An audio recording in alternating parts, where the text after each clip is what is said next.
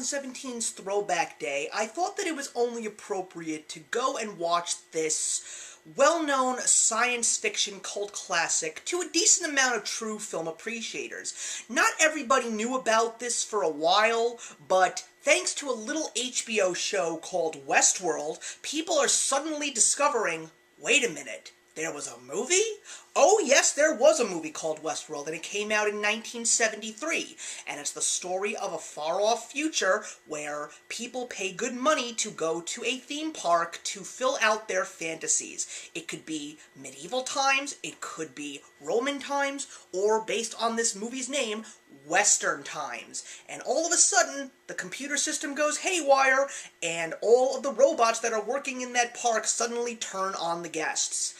Now, doesn't that sound like a very familiar movie that a lot of people know and love, except replace those robots with dinosaurs? Yeah, you're probably thinking it's a ripoff of Jurassic Park. Well, believe it or not a ripoff at all. As a matter of fact, Jurassic Park is a ripoff, to a certain degree, of Westworld, but it has all the right reasons to be, because a certain man named Michael Crichton, who wrote Jurassic Park, wrote and directed the 1973 film Westworld, starring Yul Brynner, Richard Benjamin, and James Brolin. So, of course, I knew about this movie for quite some time, and I've been seeing a lot of great movies with Yul Brynner in them.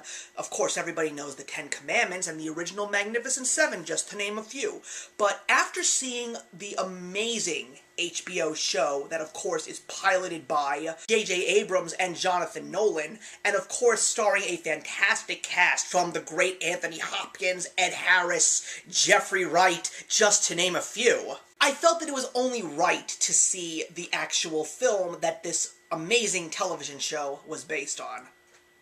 Thank God that this television show on HBO is going to pretty much be the next Game of Thrones / Stranger Things, guys, because the 1973 Westworld film is god-awful. This movie is such a condensed version of the brilliance of the HBO television show. Granted, it's got a really clever premise for the time.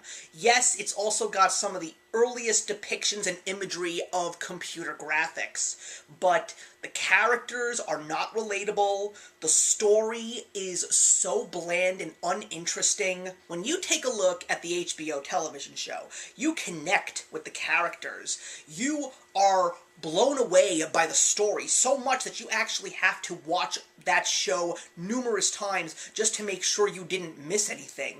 But with Westworld, all of that beauty that you get in the television show in the original film is just condensed to an hour and 45 minutes, and there's not enough time to get everything that you want out of a movie that really could push the bar for science fiction, even though most true film appreciators believe that Westworld was a real pioneer and really did drive future science fiction films. And you know something, if that's the case, good for them.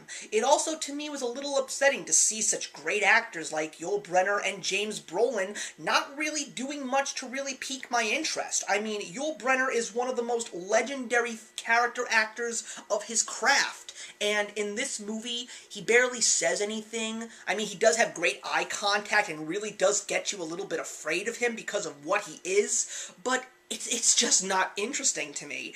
And the last part of the film is probably one of the most unimagined, uninspired pieces of work, because all it is just people running around, chasing each other with no dialogue and very eerie music. There are films where that kind of idea has been done, but it worked. But in this case, not so much. I have to say that I am extremely disappointed by this film in general. I am not intending to see this movie again. I will watch the show numerous times. As a matter of fact, I've pre-ordered it and cannot wait to own the first season on DVD and cannot wait to see the second season.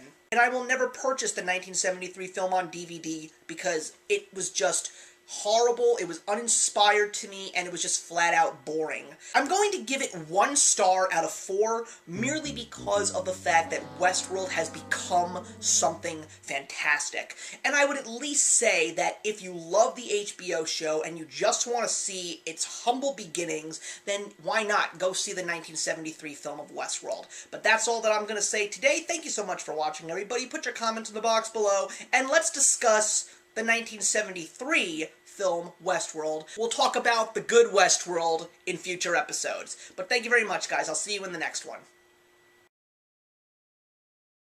Hey, thank you so much for stopping by my channel today. If you're new here and want to see more of what my channel has to offer, please click on the link to my last video, or hit that subscribe button to be kept up to date with all of my uploads. Content of all sorts is posted here quite often, so trust me, you do not want to fall behind. I will see you in the comments, and actions speak louder than words.